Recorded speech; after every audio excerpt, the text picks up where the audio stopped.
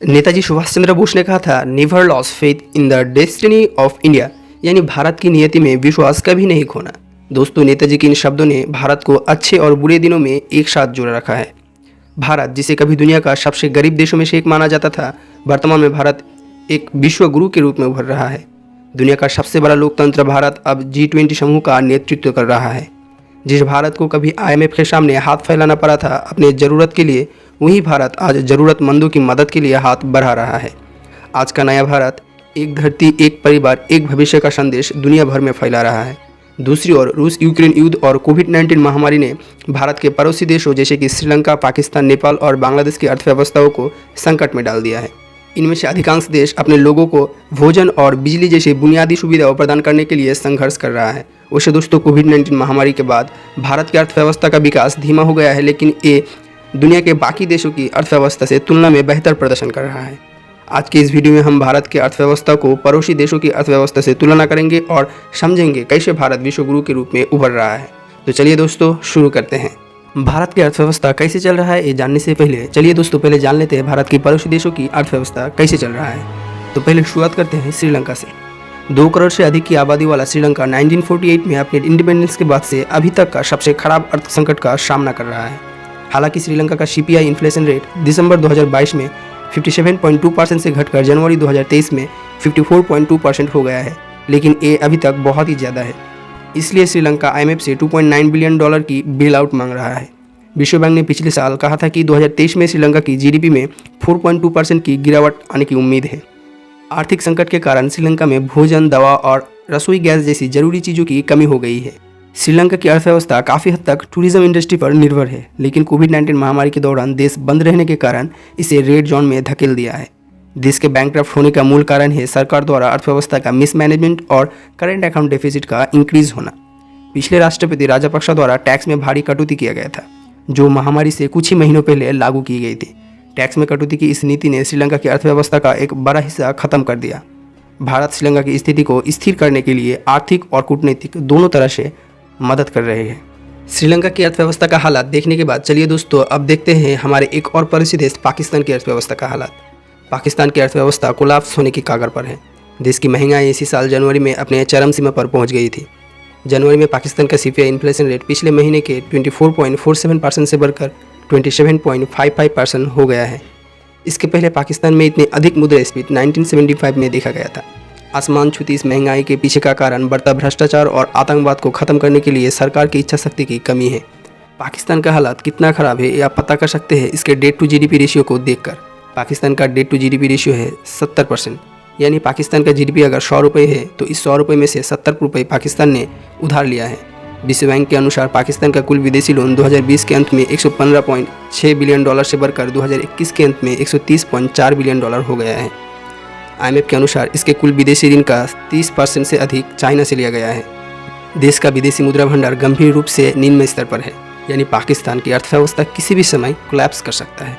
चलिए दोस्तों अब पाकिस्तान को छोड़कर चलते हैं नेपाल की ओर और जानते हैं नेपाल की अर्थव्यवस्था का हालात।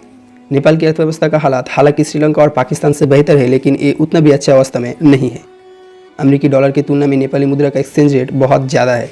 नेपाल में विदेशी मुद्रा भंडार का भी कमी है। जनवरी 2023 में नेपाल की CPI इन्फ्लेशन रेट 7.26% पर रही है, जबकि होलसेल प्राइस इन्फ्लेशन बढ़कर 9.82% हो गई है। एशियन डेवलपमेंट आउटलुक का अनुमान है कि 2023 में नेपाल की GDP में 4.7% की वृद्धि होगी। मुद्रास्फीति में वृद्धि के लिए नेपाल में आए लगातार भूकंप को जिम्मेदार ठहराया जा सकता है, जिसमें 2015 में आए भूकंप भी शामिल है, जिसके कारण 8,000 से अधिक लोगों की जान चली गई थी और $10 बिलियन से अधिक का इंफ्रास्ट्रक्चर लॉस हुआ था। और इसमें घाव पर नमक छिड़कने जैसा काम किया कोविड-19 महामारी ने। नेपाल की अर्थव्यवस्था प्रमुख रूप में पर्यटन पर निर्भर है। महामारी के कारण देश बंद होने की वजह से नेपाल का अर्थव्यवस्था डगमगा गया है। चलिए दोस्तों अब चलते हैं बांग्लादेश की ओर। दुनिया के सबसे घनी आबादी वाला देश बांग्लादेश कोविड-19 महामारी और रूस यूक्रेन युद्ध से बुरी तरह से प्रभावित हुआ है। दिसंबर 2022 में बांग्लादेश के इन्फ्लेशन रेट 8.7% से थोड़ी कम होकर जनवरी 2023 में 8.5% हो गया है। विश्व बैंक ने हाल ही में बांग्लादेश के GDP विकास की पूर्वानुमान को 5.2% तक घटा दिया है। देश ने कई विदेशी संस्थान से कर्ज लिया है और ये लोन चुकाने के समय बांग्लादेश अपने आप को आर्थिक संकट पर डाल सकता है। मानव अधिकार के उल्लंघन और भ्रष्टाचार ने देश को यूनाइटेड नेशंस की राडार पर ला दिया है। भारत के समर्थन से 1971 में बांग्लादेश को अपनी आज़ादी मिली थी। दुनिया के सबसे गरीब देशों में से एक होने के कारण इसे अब मध्यम आय वाले देश के रूप में गिना जाता है। लेकिन अगर सरकार मानवाधिकार के उल्लंघन और भ्रष्टाचार के खिलाफ ठोस कदम नहीं उठाती है तो वर्ल्ड इकोनॉमिक फोरम के बयान के अनुसार बांग्लादेश को बहुत ज़्यादा मुद्रास्फीति का सामना करना पड़ सकता है। पड़ोसी देशों की अर्थव्यवस्था के हालात देखने के बाद चलिए दोस्तों अब भारत का अर्थव्यवस्था के हालात देखते हैं।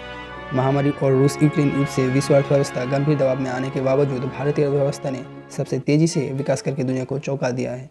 दिसंबर में भारतीय रिजर्व बैंक के 2 से 6% के लक्ष्य सीमा के तहत CPI इन्फ्लेशन रेट 5.72% था। इंटरनेशनल मॉनेटरी फंड यानी IMF ने 2023 में भारत की GDP को 6.8% की दर से बढ़ने का अनुमान लगाया है और 2024 में भारत को सबसे तेज़ी से बढ़ने वाला अर्थव्यवस्था होने का अनुमान लगाया है। देश वर्तमान में G20 समूह का नेतृत्व कर रहा है और महामारी के दौरान भी वैक्सीन मैत्री कार्यक्रम के तहत दुनिया भर के देशों की मुफ्त में कोविड-19 वैक्सीन प्रदान की।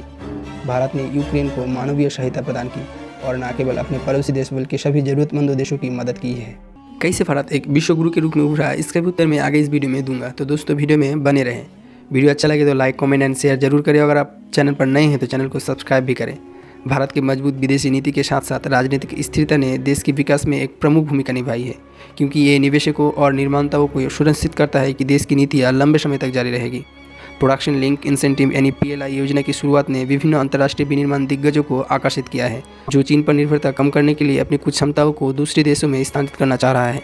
जबकि इंफ्रास्ट्रक्चर क्षेत्र में निरंतर विकास से रोजगार में वृद्धि हुई है। नेशनल हाईवे कनेक्टिविटी ने पिछड़े हुए क्षेत्रों को ऊपर की ओर लाया है।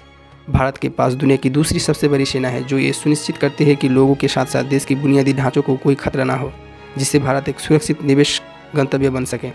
मेक इन इंडिया और स्टार्टअप इंडिया जैसी योजनाओं ने अर्थव्यवस्था को ऊपर की ओर धकेला है।